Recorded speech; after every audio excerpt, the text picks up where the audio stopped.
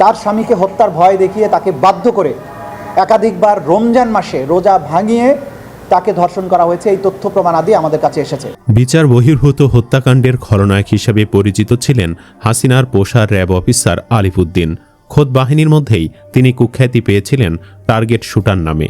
আবার কেউ কেউ বলতেন তিনি মানুষরূপী সাক্ষাৎ জল্লাদ। নারায়ণগঞ্জে র্যাব 11-এ থাকাকালীন ক্রসফায়ারের নামে দুহাতে অস্ত্র চালিয়ে মানুষ শেষ করতেন। এমনকি ভালো মানুষকে চরমপন্থী হিসাবে গ্রেফতার করে ক্রসফায়ার দেওয়ার ভয় দেখিয়ে আসামির স্ত্রীকে ভোগ করার মতো জঘন্য অপরাধও তিনি করেছেন। জিম্মি করে দফায় দফায় ভোগ করার ফলে এক পর্যায়ে মানসিক ভারসাম্য হারিয়ে ভুক্তভোগী নারী মারা যান। সবচেয়ে ভয়ঙ্কর বিষয়টা হচ্ছে রমজান মাসে রোজা ভাঙিয়েও ওই নারীকে নষ্ট করেন আলিফউদ্দিন। আজ পাপের সাজা দুনিয়াতেই পাচ্ছে এই নরপিশাচ। গ্রেফতার হয়ে কারাগারে পৌঁছে মরছে সে। কতটা কুখ্যাত ছিল আলেপ, বর্তমান কারাগারে কেমন আছে সে, চলুন বিস্তারিত জেনে নেওয়া যাক। প্রথমত এসে যায় ওই বিল্ডিং বাড়ির মতো তাকে দর্শন করা। সর্বশেষবার রমজান মাস, এমনকি কদরের দিন, সবে কদরের দিন ছিল, আমি ইতিকাফে ছিলাম। আওয়ামী লীগের বিরুদ্ধে কথা বললেই তুলে নিয়ে গিয়ে ক্রসফায়ার দিতেন র্যাব অফিসার আলেপ। বিশেষ করে শিবির সদস্যরা ছিলেন তার টার্গেট। এজন্য স্বৈরাচার হাসিনার খুবই আস্থাভাজন হয়ে পড়েছিলেন তিনি। গা শিউরে ওঠা নানা অপকর্মের সবই জানতেন হাসিনা। তারপরও তাকে দেওয়া হয়েছিল পুলিশের সর্বোচ্চ রাষ্ট্রীয় পুরস্কার প্রেসিডেন্ট পুলিশ মেডেল ও বাংলাদেশ পুলিশ পদক। তাও একবার নয়, 2বার তিনি এই পুরস্কার পান। এতে আরও বেপরোয়া হয়ে উঠেছিলেন আলেপ। সন্ত্রাস দমনের নামে অনেককে বিচার বহির্ভূতভাবে মানুষ শেষ করেছেন তিনি। পুলিশ ও র্যাবের একাধিক সূত্রে চাঞ্চল্যকর এসব তথ্য পাওয়া যায়। তথ্য অনুসন্ধানে জানা যায় 2011 সালে 31তম বিসিএস পুলিশ ক্যাডারে এসপি হিসাবে সুপারিশপ্রাপ্ত হন আলিফউদ্দিন। বাড়ি কুড়িগ্রামের রাজারহাট উপজেলায়। পোস্টিং পেয়ে 2013 সালের 15 জানুয়ারি এসপি হিসাবে তিনি নারায়ণগঞ্জের র্যাব 11-এর গোয়েন্দা ইউনিটে যোগদান করেন। চাকরিতে যোগ দিয়েই ছাত্রলীগের তকমা লাগিয়ে নিজেকে ব্যাপক ক্ষমতাধর পুলিশ কর্মকর্তা হিসাবে পরিচয় দিতেন। তিনি 13 বছরের চাকরি জীবনে 12 বছরই ছিলেন র্যাবের বিভিন্ন ইউনিটে। র্যাব থেকে একবার রংপুর রেঞ্জে বদলি করার 7 দিনের মাথায় আবার র্যাবেই ফিরে আসেন পতিত সরকারের ক্ষমতাধর এই অতিরিক্ত পুলিশ সুপার। জুলাই গণ অভ্যুত্থানে ছাত্র জনতার আন্দোলন দমাতে টার্গেট শুটার হিসাবে নারায়ণগঞ্জ, যাত্রাবাড়ি ও শনির আখড়ায় অস্ত্র হাতে ছাত্রলীগের ক্যাডারের ভূমিকা ছিলেন এই আলিফউদ্দিন। 5 আগস্টের পর টার্গেট শুটার হিসাবে ছাত্র জনতার আন্দোলন প্রতিহত করতে সশস্ত্র ভূমিকা রাখার তথ্য পেয়ে বরিশাল রেঞ্জ ডিআইজির কার্যালয়ে সংযুক্ত থাকা অবস্থায় 2024 সালের 12 নভেম্বর তুলে নিয়ে আসে পুলিশের গোয়েন্দা কর্মকর্তারা। এরপর বৈষম্য বিরোধী ছাত্র আন্দোলনে যাত্রাবাড়িতে 5 আগস্ট নিহত জোবায়ের ওমর খান নিহত হবার মামলায় তাকে গ্রেফতার দেখিয়ে 2 দিনের রিমান্ডে নিয়ে আসে। তবে তিনি ওই মামলার এজাহারভুক্ত আসামি ছিলেন না। প্রাথমিক তদন্তে এই ঘটনায় তার সম্পৃক্ততা পায় পুলিশ। 22 আগস্ট শেখ হাসিনা সহ 127 জনকে আসামি করে যাত্রাবাড়ি থানায় মামলা করেছিলেন নিহত জোবায়েরের ভাই জাভেদ ইমরান খান। 13 নভেম্বর স্বরাষ্ট্র মন্ত্রণালয়ের এক প্রজ্ঞাপনে আলিফউদ্দিনকে সাময়িক বরখাস্তের তথ্য জানানো হয়। প্রজ্ঞাপনে বলা হয়, অতিরিক্ত পুলিশ সুপার আলিফউদ্দিন রাজধানীর যাত্রাবাড়ি থানার দায়ের করা মামলায় গত 13 নভেম্বর গ্রেফতার করা হয়। পরের দিন তাকে আদালতে পাঠানো হয়।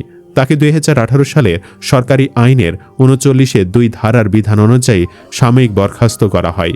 এরপর থেকে তিনি কারাগারে আছেন। তবে তার বিচার কার্য কতদূর এগিয়েছে তারা কোনো আপডেট ইন্টারনেট ঘেঁটে পাওয়া যায়নি। ধারণা করা হচ্ছে কারাগারে আরাম আয়েশে আছে সে। কেন সব ধরনের প্রমাণাদি থাকার পরেও কুলাঙ্গার আলেপের ফাঁসি হচ্ছে না সেটি ভেবেই অবাক হচ্ছেন অনেকেই। তবে কি তার বিচার হবে না, এমন প্রশ্ন তুলেছেন কেউ কেউ। এদিকে আলিফউদ্দিনকে চিনেন জানেন এমন একজন র্যাব সদস্য নাম প্রকাশ না করার শর্তে বলেন, এই কর্মকর্তার চারিত্রিক সমস্যা ছিল। এ বিষয়টি র্যাবের অন্য কর্মকর্তারাও জানতেন, কিন্তু ছাত্রলীগ নেতা হিসেবে দাফট থাকায় কেউ তাকে কিছু বলতো না। এ কারণে তিনি বেপরোয়া হয়ে উঠেছিলেন। আসলে কি করতেন আলিফউদ্দিন জানতে চাইলে ওই র্যাব সদস্য বলেন, বিভিন্ন আসামি ধরে এনে তার স্ত্রীকে ক্রসফায়ার দেওয়ার ভয় দেখাতেন। এভাবে তিনি ভয় দেখিয়ে শারীরিক সম্পর্ক স্থাপন করতেন। ভাইরাল হওয়া এক আসামির রোজাদার স্ত্রীকে নষ্ট করার যে অভিযোগ উত্থাপিত হয়েছে তা নাকি সঠিক। তথ্য অনুসন্ধানে জানা যায়, র্যাবে কর্মরত ছিলেন 24 বিসিএসের একজন কর্মকর্তা বলেন, কর্মজীবনে আলিফউদ্দিন র্যাবে কাজ করতেন অপরাধ দমন সেলের ইনচার্জ হিসেবে। গোয়েন্দাগিরিও করতেন কোনো সময়। কাকে কোথায় চরমপন্থী বানাতে হবে এই গুরু দায়িত্বটা তিনিই পালন করতেন। চরমপন্থী তকমা দিয়ে যেসব আসামি র্যাবে আনা হয়েছে তাদের কত মানুষের যে ক্ষতি করেছে এই আলেপ তা তদন্ত না করে বলা যাবে না। বিশেষ কিছু স্থানে ক্রসফায়ারও করেন তিনি। এসব কারণে কুখ্যাতি পেয়েছিলেন জল্লাদ নামে। এসপি আলেপের ক্ষমতার দাপটে কুড়িগ্রামের তার পরিবারের বিরুদ্ধেও র্যাবে থেকে আলেপ নিজ এলাকায়ও ত্রাসের রাজত্ব কায়েম করেছিলেন এমন অভিযোগও পাওয়া গেছে। বিশেষ করে তিস্তা কুড়িগ্রাম রেলপথ সংলগ্ন চায়নাবাজার এলাকায় রেলওয়ের একটি বড় অংশ অবৈধভাবে দখল করেন। তার বড় ভাই আলতাফ হোসেন স্থানীয় আওয়ামী লীগ নেতার দাপট দেখিয়ে কুড়িগ্রামে রেলের বিপুল পরিমাণ জমি দখল করেন। ক্ষমতার দাপট দেখিয়ে তার ভাইকে চেয়ারম্যান বানাতে চেয়েছিলেন আলেপ উদ্দিন। আন্তর্জাতিক অপরাধ ট্রাইব্যুনালে অন্তত অর্ধশতাধিক অভিযোগ জমা পড়েছে, যাদের তুচ্ছ কারণে গুম করা হয়েছিল। এরপর নানা বাহানায় বছরের পর বছর নির্যাতন করা হয়, ভেঙে দেওয়া হয় পারিবারিক বন্ধন। ব্যবসা চাকরি হারিয়ে এসব মানুষ আজও দিশেহারা, স্বাভাবিক জীবনে ফিরতে পারেননি কেউই। 2015 সালে 30 মে গ্রেফতার করা হয় ঢাকা বিশ্ববিদ্যালয়ের সাবেক এক শিক্ষার্থীকে। সেদিন বেলা 11টার দিকে বনশ্রীর বাসা থেকে অফিসে যাওয়ার উদ্দেশ্যে বের হওয়ার সময় তাকে আটক করা হয়। যদিও এর আগে তাকে তার অফিসে খোঁজ করে আইনশৃঙ্খলা রক্ষাকারী বাহিনীর একটি দল। সেখানে তাকে না পেয়ে অফিসের অন্য এক কর্মচারীকে আটক করে নিয়ে যাওয়া হয়। ওই তরুণ বলেন, ধরার পরপরই আমাকে টর্চার করা হয়, যতক্ষণ না তারা বুঝতে পারে যে আমি ভুল ব্যক্তি। মূলত তারা যাদের খুঁজছিলেন তাদের কাউকেই আমি চিনতাম না। তাদের উপলব্ধির পর তারা আমার ওপর নির্যাতন বন্ধ করে, তবে আমাকে 8 দিন ঘুমাতে দেয়নি। প্রথম দিনে প্রায় 1 ঘন্টা টর্চার করে এবং পরে রিমান্ড চলাকালীনও নির্যাতন চলে। তিনি বলেন, মোট 23-24 দিনের মতো রিমান্ডে ছিলাম, যা বিভিন্ন মামলায় 5 থেকে 7 দিন করে বিভক্ত ছিল। এরপর 164 ধারার জবানবন্দির সময় আমাকে একটি প্রস্তুতকৃত স্ক্রিপ্ট ধরিয়ে দেওয়া হয়, যেখানে মামলার বর্ণনা সাজানো ছিল। সেই স্ক্রিপ্টে উল্লেখ ছিল যে আমাকে আমার বাবার বাসার গ্যারেজ থেকে আটক করা হয়েছে এবং আমাদের কেস পার্টনারদের মধ্যে 6-7 জনকে ওই গ্যারেজ থেকে আটক করা হয়। কারো হাতে ছুরি, কারো হাতে বোমা এমনভাবে উপস্থাপন করা হয়েছে যেন আমরা একটি ব্যাংক ডাকাতির জন্য বের হয়েছি। তবে ম্যাজিস্ট্রেটের সামনে গিয়ে সত্যটাই বলি, শেষ পর্যন্ত মোট 5টি মামলা হলো, যার ভিত্তিতে আমি 23 মাস জেল খাটলাম। এই 23 মাসের মধ্যে ডিটেনশন সেলে 8 দিন আমাকে ঘুমাতে দেওয়া হয়নি। জেল থেকে মুক্তি পাওয়ার পর আমি ব্যবসায় মনোনিবেশ করি, কারণ আগের ঘটনাগুলোর কারণে চাকরি ধরে রাখা সম্ভব হয়নি।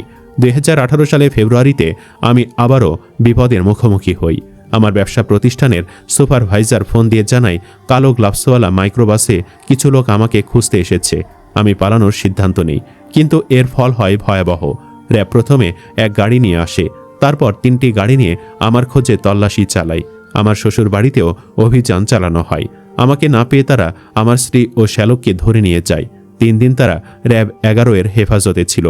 ওই সময় আমি নানাভাবে যোগাযোগের চেষ্টা করি। তখন আমাকে বলা হয় আমি ধরা দিলে আমার স্ত্রী এবং শ্যালককে ছেড়ে দেবে। তখন শর্ত দেই যে আগে আমার স্ত্রী ও শ্যালককে মুক্তি দিতে হবে, তারপর আমি আত্মসমর্পণ করব। পরে আমার স্ত্রী এবং শ্যালককে ছেড়ে দেয়। এভাবেই শত শত মানুষের জীবনকে জাহান্নাম বানিয়েছিলেন এই র্যাব কর্মকর্তা। সুপ্রিয় দর্শক, আপনি কি চান অতি দ্রুত যেন আলেফকে ফাঁসি দেওয়া হোক? কমেন্ট বক্সে জানিয়ে দিন আপনার মতামত। ভিডিও ভালো লাগলে লাইক দিন এবং চ্যানেলটি সাবস্ক্রাইব করুন। ধন্যবাদ।